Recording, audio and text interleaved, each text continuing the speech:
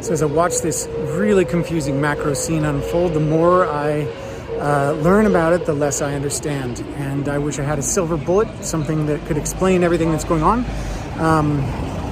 But I don't.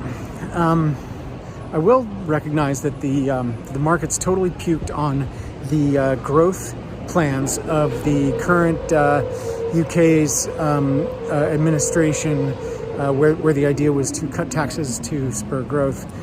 That wasn't well received by the markets. But I will say that, the UK, I stand by it. It is a really strong, has a very strong workforce, very well educated workforce, strong economy, tons of intellectual property here, a great work environment, an incredible network, and there's a lot to that. That can really spur an economy. It is still one of the most important intellectual and capitals of the world. So I think it's tough to bet against the UK, and I definitely believe that it will have a lot of staying power. The other thing that's going to happen is the next move is regulatory. The next most important change that we will see in the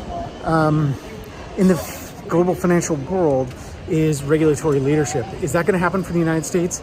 Not likely. The United States is too busy fear-mongering to get regulation right, particularly when it comes to Web3 technologies, the Internet of Value, and crypto. Just not going to happen. I wish that were not the case. Where I think it is going to happen, as I've said before, is here in the UK. They have a long history of being innovative, especially in regulatory and legal, and they get it done, and they've done it time and again. So, will the UK provide leadership? I believe it will, and will that create a real positive aspect to the growth aspect to the economy? I believe it will. So again, my bet's on the UK, and look forward to speaking with you again in this crazy and dynamic environment that we're in. Cheers.